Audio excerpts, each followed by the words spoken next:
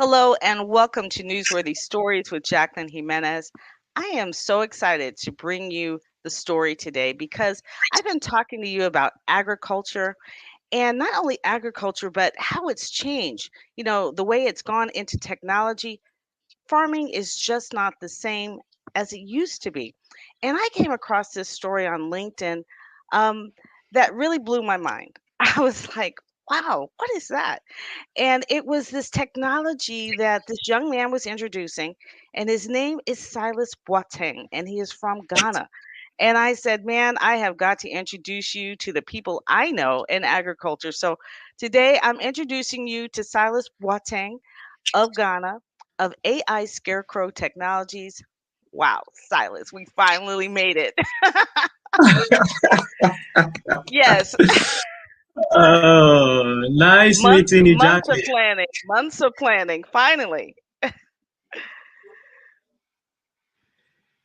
Yeah, nice meeting you.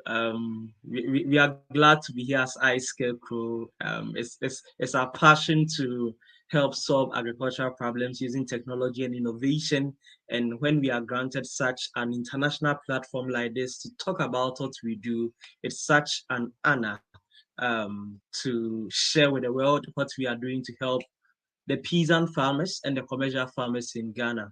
So the problem we identified in Ghana is that cereal farmers, specifically rice, millet, sorghum, and maize farmers have this beds. There's a period we call the booting period in this production of the cereals where the grains are formed before the harvesting period. And during this time, these pests percent of these products to these pest bears. These bears come in big flocks and they just come and feed on these grains of our farmers on the field. If there are no manual bird scarers to clap and chant on the field to scare these birds away, within a matter of 20 to 30 minutes, over hectares of lands will be wiped off by these pest birds. On an average, they stay 8 to 10 hours on the field, just clapping, just shouting, screaming, and chasing away these pest birds. Sometimes it's very pathetic when our mothers and our fathers would have to stand in the sun and just do this if they don't have the money to hire people to do, or if they don't have kids. And you see, when these kids are used, it's very sad because that means it deprives them of the education. They leave the classrooms, come and stand on the field to scare for their parents, which also end up affecting their education. And putting all these pieces together, iScarecrow was able to come up with an innovative technological solution to help our farmers to scare off. And it's okay. There is a little bit of a delay, and we're going to work through that because what you're saying is so important. I know people will wait, as the comments are coming across. So, we're going to be patient with that. But, this, when I first saw this, it reminded me of the locusts. I've never seen birds do what locusts do, and that was just amazing. And what Silas is saying is they're literally these farmers making noise, and we actually have video of what that sounds like, and just the way that I got to make sure that I turned the volume down a while ago. So when we were talking, so I got to turn it back up to make sure it's there so you can hear what he is talking about. It's just vitally important. I want you to be able to hear it as it's happening.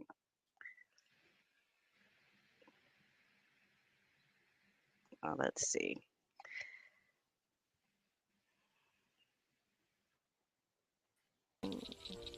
Hey! Hey! Hey! Hey! Hey! You see them. You didn't see them, man. Yeah. These are the You, people we call the manual bird scarers who have been employed Hey! Hey! Hey! hours of Hey! 8 a.m., Hey! 6 p.m. Hey! for 30 to Hey! 45 days on the field. Hey!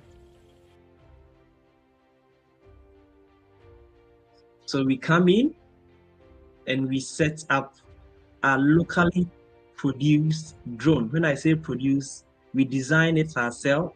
We got the parts from the Westlands and assembled it here. And here we have what we call the Eye Scarecrow Technologies Roman. This feature has a humanoid head. It has sounds, pre-recorded sounds. And when it flies, it's able to cover up to 10 kilometers. So this is able to chase the birds to and fro as the sound is emitted. I think It's it's incredible. controlled manually. Thank you, thank you, thank you. It's controlled manually by our guys on the field. For now, as we develop on it more to further incorporate AI features into it. But as we see, this is how it works over there.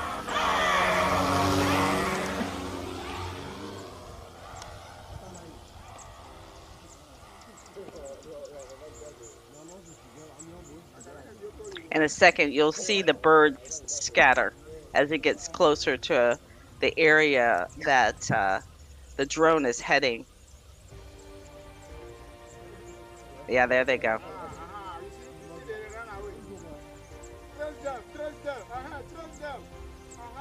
So as you can hear, that's an excitement from one of the farmers because it's something that he would have been doing, but that's when technology steps in and doing that work for him. Now, how important is this to farmers that they don't, one, like you had mentioned, they don't have to stand out there or get people out there to do this themselves? Okay, so this is very important to the farmers for the fact that first of all, it's a daily job between that booting period. It's a 30 to 45 days. So that's a minimum of 1 month and a maximum of a month and 15 days. So you pay these manual bird scarers daily or at the end of the period. So usually all these are incorporated in the production costs. So for a farmer who is not having much, is having just an acre to like a hectare, would end up losing a bit to these manual bird scarers in form of payment, or would have to, like I said, deny the kids of education to be on the field to scare for them. And this is not what the farmers would really want, but it's such that there isn't any solution available. So they end up using their kids, they end up employing people, and those who get so much frustrated even end up using hazardous chemicals on the field. This will end up affecting the rice that we are consuming and also affect the health of the farmer who will be handling these poisonous chemicals. So this is at the heart of us and also very dear to the farmers once there's an intervention like this to substitute what they would have done, which would have also posed an adverse effect on their health and their employment. And I just want you to see these birds. I mean, you can see, look how many birds are in this bush. I mean, I don't know if there was something food on it before. Can you tell me, you know, look how many birds. Can you imagine this amount of birds coming into a field and just eating everything up and then hanging out?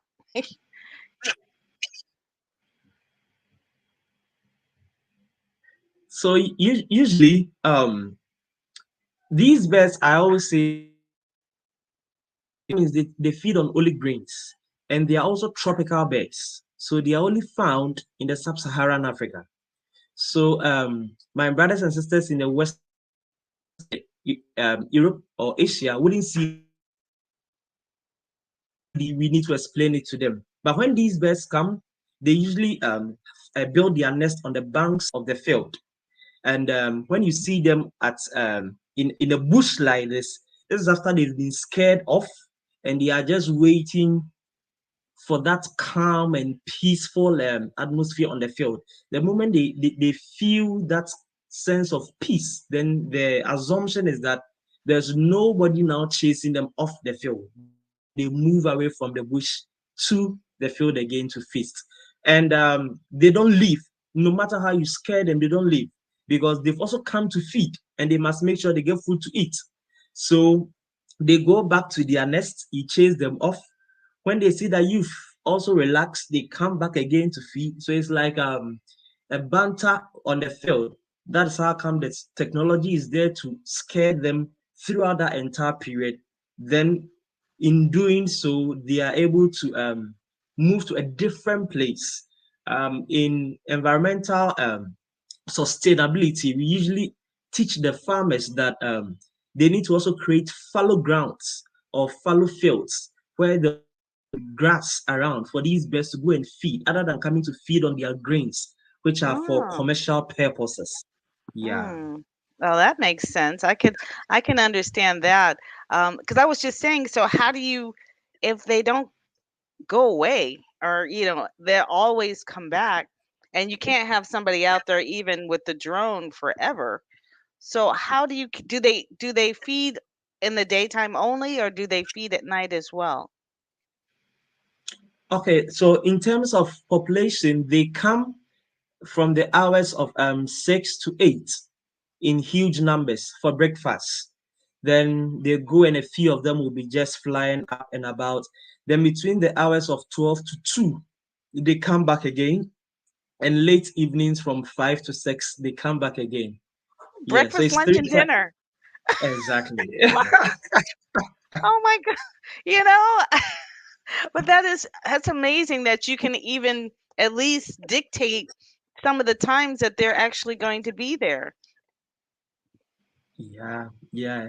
We've been able to study the pattern in which they flow, they fly, and they come. Yeah, so we're able to detect. Even during the raining seasons, these birds still come, irrespective of how wet their feathers would be. Once they are grains, they don't give a chance. And that is where there's a bit of hurdle for you, the human being. You wouldn't stand in when the rains are falling, but they will come and feed.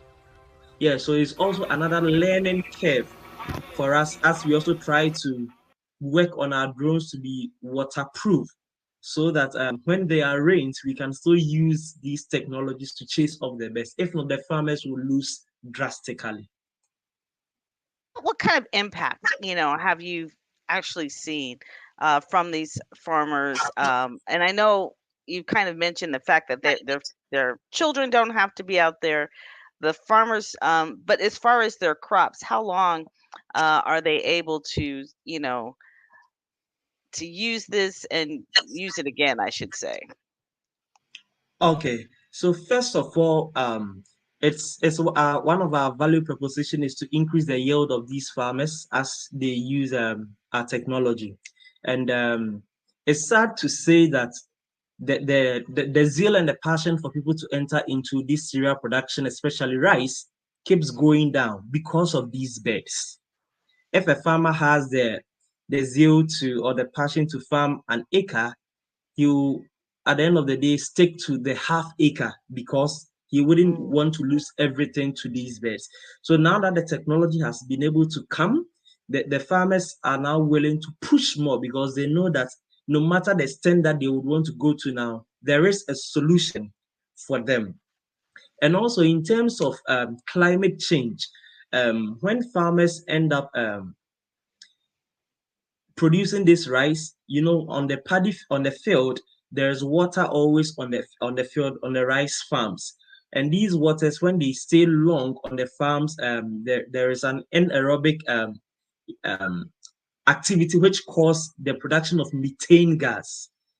So using this technology, at the end of the day, we also help curtail this production of the methane gas in the sense that if a farmer needs just 1 acre, the farmer wouldn't end up producing more than an acre mhm. or less than an acre. So you just produce what is needed. And producing what is needed, there's already a solution to help you also quantify the day because you pick the commercial farms. What they do now is because they know that the birds will come and feed. If they want a yield from 50 acres, producing 60 acres, so that even if they will lose 10 to the birds, they can have 50. But in Wow. doing so, yeah, but in doing, like I said, contributing to the production of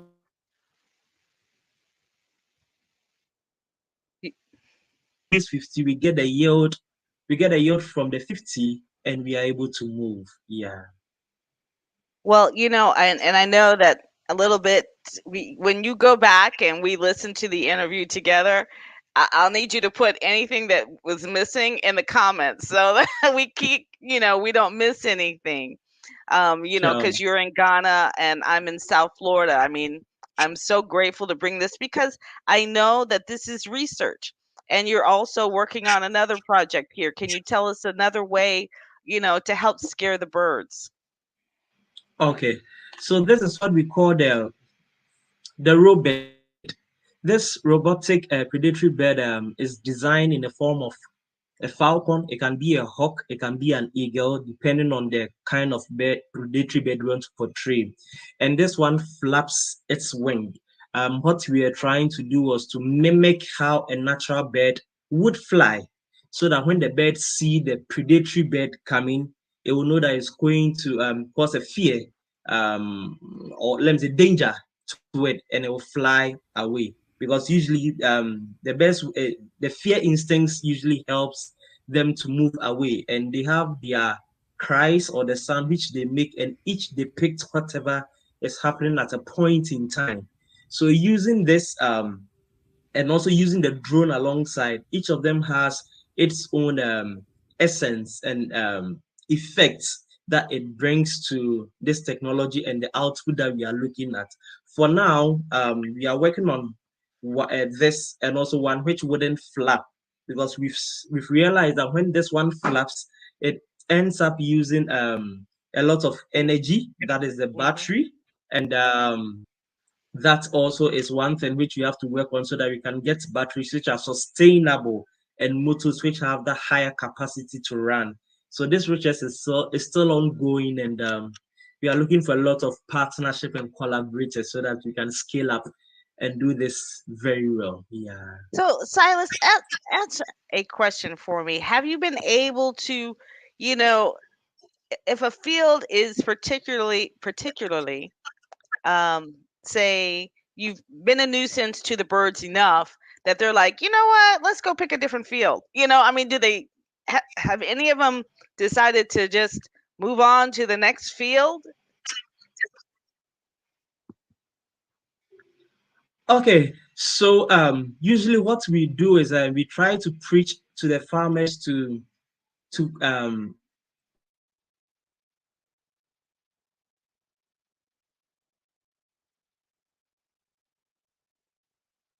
involve our services on a larger serpents. If not, that is when that happens. Because when one farmer should contact you to scare for him, and the nearby fields are not being scared, usually the birds will move from the fields that you are protecting to the other fields. But for the birds to completely go away, usually they have a lead bird. When they are flying up and through in the skies, they have a lead bird. So depending on the direction the lead bird is going, that's what they follow. So should the lead bird detect another field elsewhere where there wouldn't be much nuisance, they move. But that doesn't mean they wouldn't come back. They will surely come back once there is food. Yeah. Mm. Once it's quiet, they're like, okay, just right now we're gonna. I tell you, this is absolutely fascinating to me. That I know because I've introduced you to James Amps of Amps International LLC and all he's doing, in the Virgin Islands through the Amps Entrepreneurship Leadership Institute retreat. And I know you guys are talking as well. So, you know, I know that you have needs. For one, I do want to talk about some of the people who have already recognized you. You do have a team, you're not by yourself, right? Yeah. So, you want to tell us a little bit about your team, and then I want you to tell us some of your needs. Tell us what you still need in your research so that anyone listening that can has an interest or wants to help or has a solution to what maybe they've been working on something similar and maybe you can collaborate. I don't know, but that's why I was like, this is something. I mean, just the way those birds came in, and it's just disheartening. Here you finally get a field full of food, and these birds are just sitting there waiting to eat it, and you have to do something. Yeah. Okay, So so tell me about your team. first of all, we are grateful for, or we are grateful to they have this social intervention program and from their wing, the Cosmos Innovation Center, that's their NGO. They first organized this agri-tech challenge program for youngsters like ourselves who wanted to do something technological in agriculture. That is where my team and myself met. We didn't we met on this challenge problem, very Hold on a second, fascinating, because and I think we missed that point. And if I heard you correctly before you froze, you said that you met at this particular event, not you didn't know each other. And is that what you said? exactly, we didn't know each other anywhere. We all hoped, applied individually to be part of this journey, and Cosmos asked us to come up with ideas and pitch. And we all started talking to each other about our ideas. So the five of us were able to fall in love with this bird scaring idea, and we started working on it. And that was 2019, and by November we came out as the winners of the 2019 edition of the Agritech Challenge. We competed with over 22 different startups, and we won in 2019. 2020 COVID set in, and 2021 came, and that was when we joined the Blue Column, and that is also by the World Ingenuity Cup. I think that's the first one. Yeah, Mm-hmm. World Ingenuity Cup awards. That one was also much about drone technology and AI. And we pitched our idea. It's not usually just about the pitching of the idea. Like you asked, we have needs. So one of our major goals through this pitch is to be able to sell our story to the world, to be able to reach out to investors, to reach out to partners, to reach out to collaborators so that we can do something uniquely for the farmers, for ourselves as a team, and for Ghana as a country and Africa as a whole. Currently, in as much as we are building a lot of these bird scaring drones, we are looking at how to make good use of the sun. Okay, if we have a drone flying and it's powered by solar, as it's flying, it's charging, it's these inverters somewhere in there, that is Yeah. something superb. And we know that this can really last for a very long time because of the terrain we find ourselves in. So these are some of the things which motivates us to enter into these challenges. Yeah, and that is one you are showing that that's a Green Innovation Challenge by the Israeli government, and we're able to pitch, and also among about 10 startups, we emerged as the winner. So asking us what we particularly need, we really need just three things for now. I'll say just three. We need the investors, we need the collaborators, we need the partnership with companies in the drone industry, in the technological space, in the artificial intelligence space. Come on board and help youngsters like ourselves in Africa, in Ghana to be precise, who are ready to make a global impact and also curtail this rise of climate change and help our farmers also to enjoy their yield. Thank you.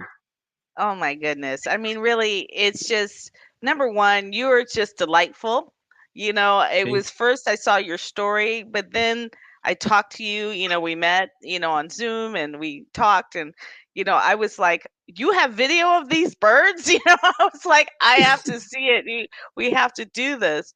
And it's just to me this is a what we call a no-brainer, you know. This is a need. There are probably people out there who can help you. They just have to hear the story. And that's why I tell people, so it's this is so important, to tell your story. And then not only that, but I discovered Silas. I don't know if maybe you did connect, maybe you did like something on my site. I'm not sure how Yeah, it worked out, but either way, for whatever reason, I went and looked to see who you were. And when I yeah, found out, I was like, I need to connect with this person. I want to hear what he has to say. I wanted to know if there was more.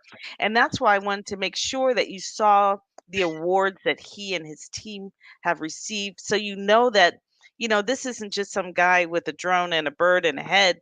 He has backing behind him. And they need more support. This is somebody you can get behind. They're vetted. They've already been awarded in three major areas.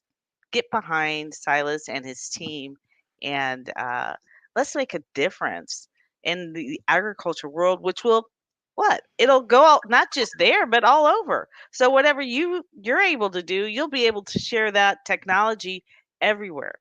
And I know I'm talking now, right? I was telling you, you have to do all the talking, because I really needed you to explain what it is that you're doing. But even with what's happening in the US Virgin Islands, you know, just the fact that people are not going into agriculture the way they used to, and that the people in that field are aging, it is refreshing to see you young people, you know, championing that. I can't say the word. Yes. Okay. We are grateful also, and we will pray and let people know that this pest birds issue isn't a problem. I say it's a sub-Saharan African problem. These birds are in the South Africa. These birds are in East countries from Kenya, Uganda, Zimbabwe. These birds are all over. Once they are in the tropical system, these birds are there to feed. So if any collaborator, partner, any investor is coming on board to assist us to scale up, this is not going to be just one country development or one country exposure that we are looking at.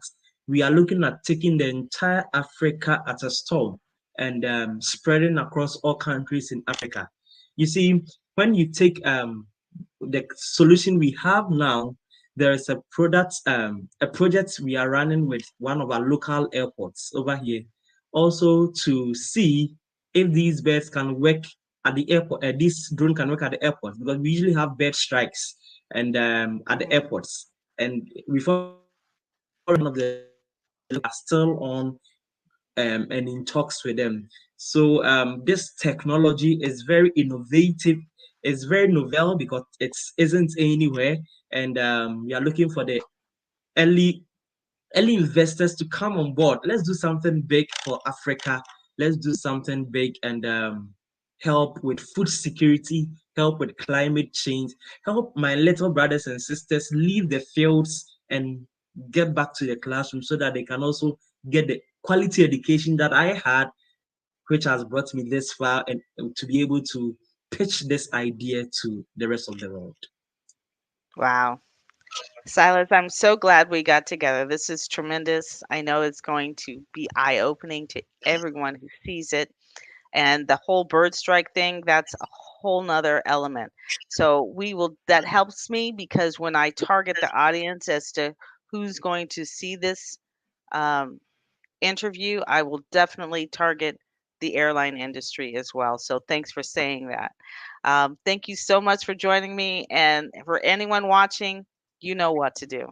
Here's his contact information. Contact him, and then of course you have to tell me so I can do a story Sure, about it. Okay. sure. All right. All right. All good. Thank you so much, and thanks for watching Thank you, Newsworthy Stories Jacqueline. Thank you. with Thank Jacqueline you. Jimenez. Thank you.